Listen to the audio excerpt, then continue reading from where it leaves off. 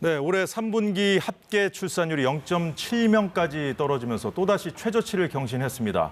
미국 뉴욕타임스는 한국의 출생률을 소개하면서 이 흑사병이 창궐했던 중세 유럽보다 한국의 인구가 더 빠르게 줄어들 수 있다고 우려했습니다. 사사건건 플러스 오늘은 왜 대한민국의 젊은이들이 아이를 낳지 않는 것인지 전문가와 짚어보겠습니다. 정재훈 서울여대 사회복지학과 교수 나왔습니다. 어서 오십시오. 안녕하세요. 네, 반갑습니다, 교수님.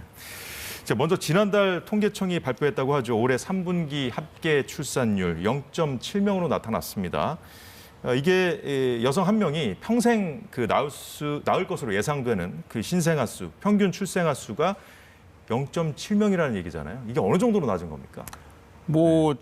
저희가 보통 이제 초저출산율 기준을 이야기하는데 그게 1.3입니다. 2.3. 1.3. 네, 그러니까 이제 서유럽 국가들 보면은 아무리 낮아졌어도 1.3, 1.2 정도 그런 국가들은 많은데 사실 1.0도 모자라서 이제 0.7대 이렇게 떨어진 나라들은 없다. 그래서 굉장히 좀 심각하다, 놀랍다. 그렇지만 또 한편에서는 놀랍지 않다.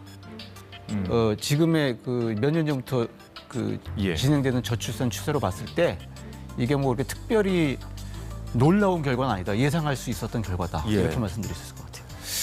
일단 우리나라의 출생률이 세계 일단 최저 수준인 거잖아요, 그죠? 그렇죠. 그럼 감소 속도도 빠르다면서요. 이것도 좀 심각한 문제 아니겠습니까? 그러니까 2015년, 16년 이후에 아주 급격히 떨어지는 이제 그동안의 감소 속도도 이제 빨랐지만 2015년, 16년 이후에 아주 급격히 15년, 떨어지는 그런 이제 굉장히 좀 숫자로만 따지면 좀 심각한 문제다. 뭐 이렇게는 말씀드릴 수 있죠.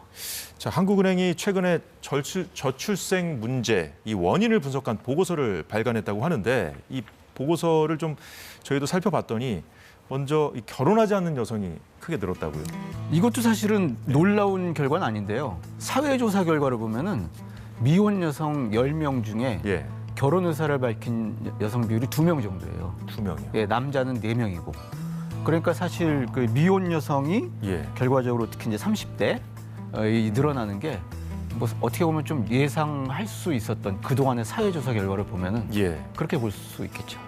그러면 이 여성들이 당연히 뭐 아이를 낳을 생각도 없다는 뜻이겠죠? 어떻게 봐야 되는 겁니까? 그렇죠. 한국에서는 일단 결혼을 해야 아이를 낳는 게 이제 보통 정상 규범이니까 일단 이런 비혼 추세의 증가는 결국은 이제 이제 저출산에 더 이제 지속 이제 이쪽으로 연결된다 이렇게 말씀드릴 수 있겠죠. 그러니까 뭐 아이를 낳지 않는 것이 아니라 못 낳는 거다 뭐 이런 지적도 있던데 그 원인을 찾아야 되지 않겠습니까 우리가? 그럼 두 가지 키워드로 정리를 해보면 뭐 경쟁 압력, 뭐 불안 이 커서라고 하던데 이게 무슨 뜻입니까? 그러니까 결국은 이제 우리가 이제 경쟁 사회, 피로 사회 이렇게 이야기하지 않습니까? 그다음에 이제 일자리, 그다음에 뭐 주거 이런 데서 아이를 낳는 순간 내 노후는 어떻게 되지? 이런 걱정이 이제 같이 따른다든지 이런 면에서 어떤 불안 여러 가지 이야기 때문에 이제 경쟁, 압력 이런 식으로 이야기를 하는데 결론적으로 일정 정도 경쟁도 있어야 되고 이제 불안도 있어야 되는데 이게 너무 크다는 거죠. 큰 것도 큰 거고 저희가 지금까지 한국 사회가 이루는 물질적 성장, 그러니까 이제 그 소득 순위 향상이라든지 경제 성장의 결과에 비추어 봤을 때 삶의 만족도가 떨어지는. 그러다 보니까 이런 경쟁 압박도 더 느끼게 되고 이제 불안도 느끼게 되고 그래서 이제 물질적 생활 조건과 주관적 만족도 사이의 어떤 불일치 이런 것들이 지금 저출산의 가장 큰 요인 중에 하나다. 이렇게 말씀드릴 수 있겠죠. 좀 아이러니한 측면도 있는 것 같습니다. 네, 그렇죠. 물질이 좀 많아졌는데 오히려 또 만족도는 떨어졌다는 말씀. 그래서 이제 우리가 만족도가 왜 떨어졌는지 이제 그걸 봐야 되는데 그게 이제 그걸 설명하는 요인으로서 경쟁 압력이라든지 불안을 이야기하지만 그 외에도 사실 많은 것들을 이야기할 수 있는 거죠. 그렇군요. 청년들의 삶이 좀 불안하기 때문에 아무래도 아이를 낳지 못한다. 크게 뭐 고용 문제, 뭐 주거 문제, 양육에 대한 불안, 뭐 이런 정도로 좀 정리할 수 있을 것 같은데요. 먼저 이 고용 상태가 불안할수록 출생률도 떨어진다 이런 분석이 있던데. 그 이제 저희가 그런 어떤 고용이라든지 뭐 비용 이런 것들을 이제 출산의 필요 조건이라고 한다면은 이제 이런 필요 조건에서 굉장히 불안한 거죠. 그래서 이제 또 아이를 낳지 못하는 뭐 일자리 원하는 일자리를 얻지 못한다든지 예. 뭐 학교 졸업하고 나서 굉장히 원하는 일자리를 얻기까지 시간이 굉장히 우리나라 청년들이 오래 걸리잖아요. 예. 뭐 그런 것들도 있고 그러다 보면 이제 노후에 대한 불안감도 같이 이제 증가를 하는 거고 일자리를 늦게 얻고 또 자녀 출산도 늦어질 수 있고 이제 그래서 이제 이런 필요 조건들이 충족이 안 돼서 이제 저출산이다 뭐 이제 이렇게 얘기할 수도 있는데요. 이제 이게 필요 조건이거든요. 예. 충분 조건이 또 있습니다. 예, 그래서 이제 이런 이제 필요 조건과 충분 조건, 그 충분 조건이라는 게 사실 이제 삶의 만족도 이런 네. 것들인데 이런 것들이 함께 어우러져야 이제 저출산 현상에 반등이 있지 않을까 뭐 이렇게 볼 수 있겠죠. 네. 그리고 또 우리가 뭐 주거 불안 문제, 양육비 부담으로 출산을 포기하는 경우도 많다고요. 설문조사를 해보면 그렇게 나오는데 네. 우리나라 특히 이제 양육비 부담이 굉장히 크죠, 사실은. 양육비라는 게 사실 또 이제 사교육비 부담이랑 연결이 되고 네. 한국 사회의 또 이제 독특한 현상인데요. 거기다 또 이제 주거, 부동산 이런 것들이 굉장히 이제 우리가 부담이 돼서. 예. 근데 이제 근본적으로 던질 수 있는 문제는요. 사실은 이런 경제적 불안. 그래서 그러면은 집 있고 그다음에 일자리 안정되면은 예. 그럼 아이를 낳을 것이냐. 또 이제 이런 문제지기도 할 수 있어요, 사실은. 힘들게 공부해서 뭐 일자리를 어렵게 구해도 네.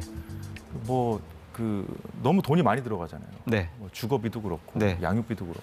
그러니까 이제 더 예. 그 저출산 이렇게 출산하고 연관 검색을 해보면은 아이가 태어난 순간 이제 노후 불안을 느끼는 이제 이런 경우들이 연관 검색으로 나오는 경우가 많습니다.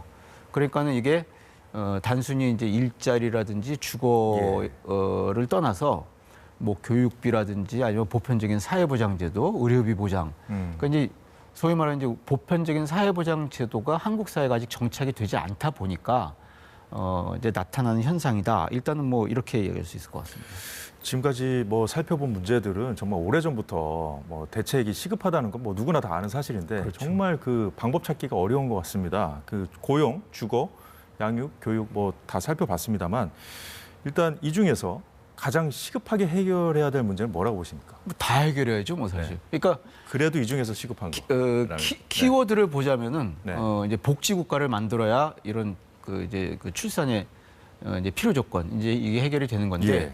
저는 굳이 따지자면은 주거가 제일 좀 우리가 주거요? 예 이제 그 심각하게 봐야 되지 않을까. 최근에 뭐 집값이 너무 올라가지고 아예 포기하는 젊은이들도 많은 것 같습니다. 그렇죠. 그러니까 네. 사실은 이제 뭐 공공임대주택이라든지 주거의 공공성 수준 좀 향상시키는 그런 방향으로. 근데 주거의 공공성 수준 향상이라는 게 꼭 국가가 앞장설 필요는 없거든요. 국가도 예. 앞장서지만 뭐 민간 임대 시장을 확대한다든지 여러 가지 다양한 방법으로 좀 주거 불안을 해소하는 그런 방향으로 가야 되겠죠. 양육비라든지 이런 것들은 굉장히 많이 요즘 그 지원이 확대가 돼가지고 예. 과거에 비해서는 사실 특별히 사교육을 원하지 않는 이상은 양육비 부담은 많이 줄어들었다 이렇게 볼 수도 있어요, 사실.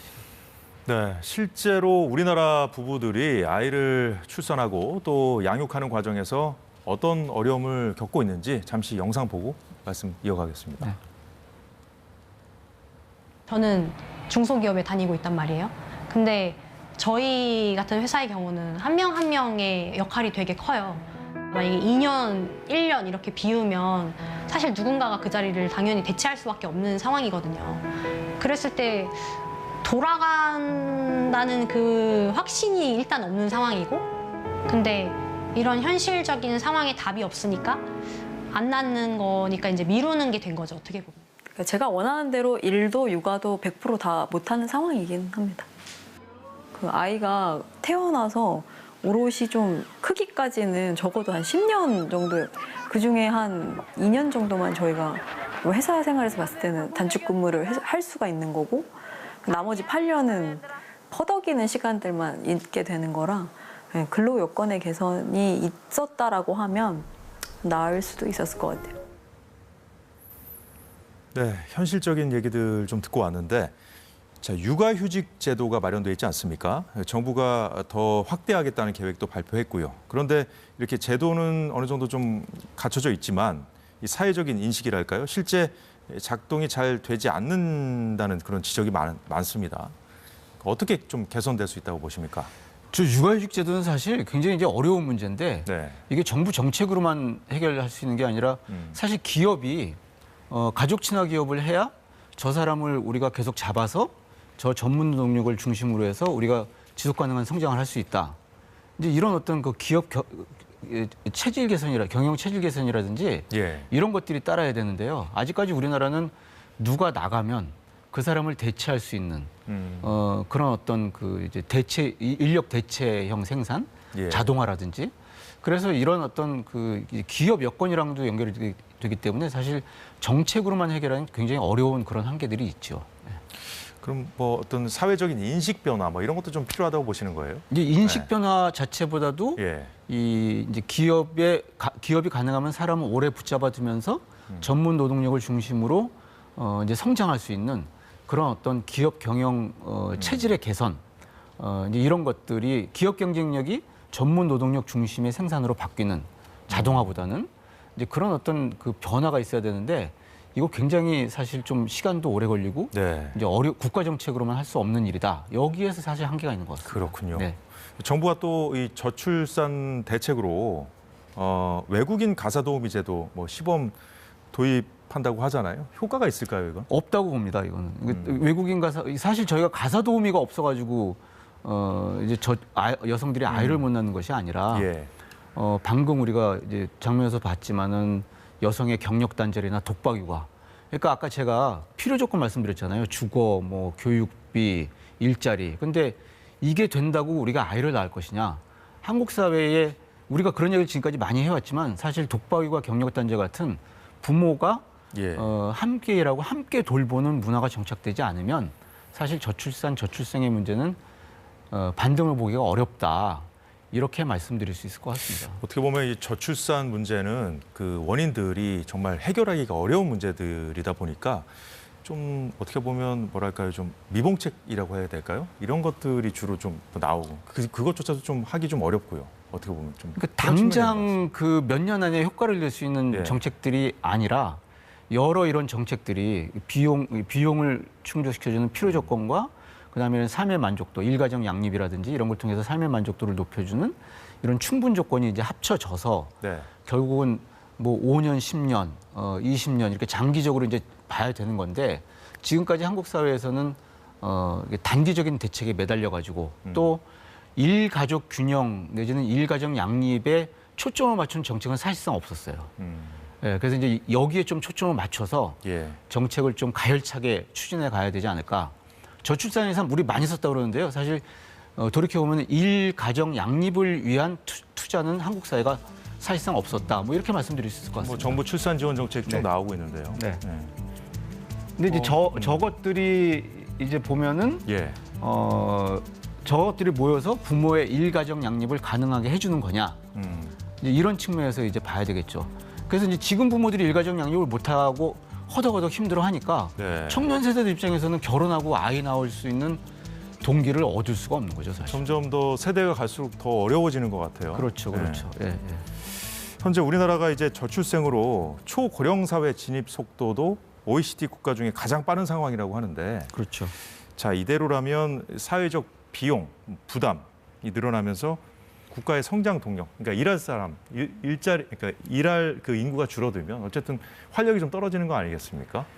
이제 그래서 고령층이 늘어날수록 네. 이제 소비 활력이 떨어진다든지 뭐 이제 그런 예상들을 할 수가 있겠죠. 예. 예를 들면 지금은 우리가 취업활동 인구 100명이 40명을 먹여 살리고 있는 이제 상황이라고 한다면 네. 곧 이제 지금 20대가 노인이 되는 한 40년 뒤가 되면요 100명이 뭐 100명 내지 100명이 130명 먹여 살려야 되는 그런 상황이 되거든요. 숫자로 본다면.